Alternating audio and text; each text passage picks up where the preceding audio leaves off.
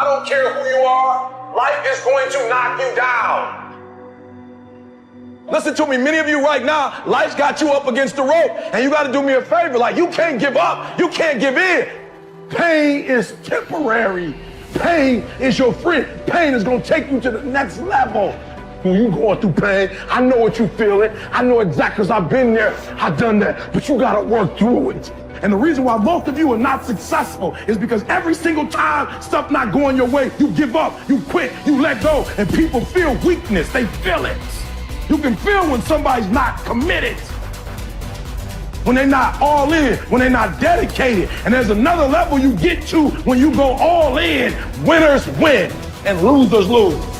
There are going to be times that you're going to be wondering, why should I keep showing up and working my business? Why should I keep at it? Why should I keep showing up to the conventions? Why should I keep picking up the phones and making the phone calls? Why should I keep fighting for my goals and fighting for my dreams? And what I want to remind you is that you got to show up for your life regardless of the circumstances. You got to show up in spite of the naysayers. You got to show up in spite of the conversation going on in your mind. You got to show up for your life, because if you don't, nobody else will. If you want unreasonable results in your life, you've got to be willing to be unreasonable. Part of being unreasonable, you don't judge according to appearances.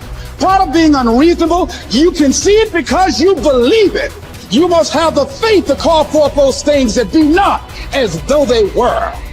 You've got to decide, I deserve this, and I'm going to have it. You've got to say yes to your life. You've got to say yes. Yes to my dreams. Yes to me. Yes, I can make it. Yes, I can. Doesn't matter how many failures I've made. Doesn't matter how many mistakes I've endured. Doesn't matter about my defeats. Doesn't matter about what I've done. Yes, yes. I don't care about the fact I'm in a hole now. Doesn't matter about where I am. The last chapter to my life has not been written yet. If you judge me now, you'll judge me prematurely. I'm still in the process of transforming my life. I'm still in the process of becoming. Yes. The brilliance of Thomas Edison was not in his mind. It was something much more ordinary and often much less respected. I've got no imagination, he once said. I never dream. I've created nothing. If you're someone who doesn't like Edison, you might think that this is Edison admitting to stealing his inventions from other, more brilliant inventors, like Nikola Tesla. Not quite, but he did readily concede that most of the credit belonged to something other than his brain. The genius hangs around his laboratory day and night, Edison said. If anything happens, he's there to catch it. If he wasn't, it might happen just the same. Only it would never be his. What he's talking about is showing up. The incredible, underrated power of clocking in every day, putting your ass in the seat, and the luck this seems to inevitably produce. Edison lived in his laboratory and never missed a day. Like Gehrig, even when he was sick, when he was tired, or when visited by tragedy or disaster. The modern conveniences we can trace to his lab then owe far more to his body than his brain, to the compounding power of consistency rather than sheer brilliance. It wasn't about inspiration. It was about getting to work, show up and try. Get on the treadmill, pick up the violin, script out some sequence, reach out to some clients, read some reports, lift a couple weights, jog 1 mile, cross one thing off the to-do list, chase down a lead. It doesn't matter what it is. All aspects of our life benefit from this circumscribed kind of discipline. Just as long as you do something every day, that is the important thing. Show up. When you're tired, when you don't have to, even if you have an excuse, even if you're busy, even if you won't get recognized for it, even if it's been kicking your ass lately, once something is done, you can build on it. Once you get started, momentum can grow. When you show up, you can get lucky. Is this still hard? Yes. But the good news is that because it's hard, most people don't do it. They don't show up. They can't even do one tiny thing a day. So yes, you're alone out there on the track in the rain. You're the only one responding on Christmas. But having the lead is, by definition, a little lonely. This is also why it's quiet in the morning. You have the opportunities all to yourself. Don't worry about setting any records. Just report for duty. No excuses. And here's the irony. This is also a way to break records. Consistency is a superpower. Day to day, willpower is incredibly rare. Lowell Gettrig was a solid position player and a good hitter. But his success really was rooted in the fact that he didn't miss many days of work. It's quite likely that had he continued at his normal pace and not been stricken with R's, that he would have put up career numbers that surpassed Babe Ruth. Gettrig wasn't just able to show up despite injuries and fatigue. He also had to push through ennui, doubt, and just plain not feeling it. He had slumps like we all do, but he also understood what they meant.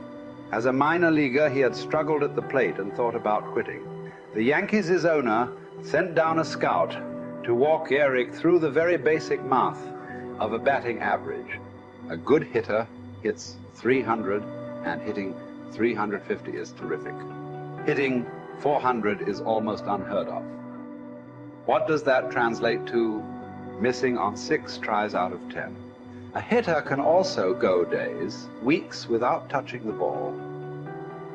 That's what the scout told him. The most important thing a young ball player can learn is that he can't be good every day. You don't have to always be amazing. You do always have to show up. What matters is sticking around for the next at bat. The ability to do that, coupled with the ability to endure what John Steinbeck called dawdly days while writing East of Eden. Those days when everything seems out of whack, when you're just not feeling it, when the distractions won't stop, is the first step to greatness, literally. You cannot be great without the self-discipline to do that. One thing a day adds up. Each day adds up. But the numbers are only interesting if they accumulate in large quantities.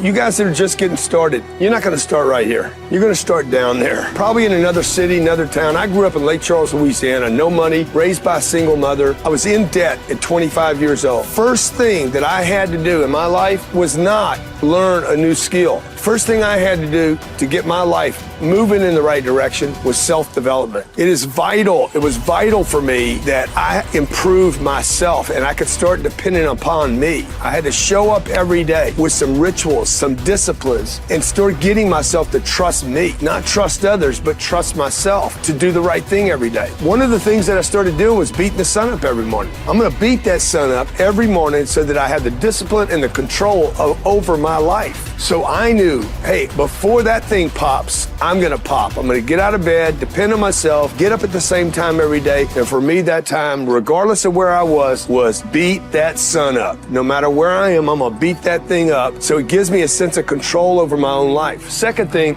I had to start cleaning up my life and my friends and my environment. When I was younger, between 15 and 25, I was doing crazy stuff in my life. Wasting my weekends. I had the saying, weekends are for the weak.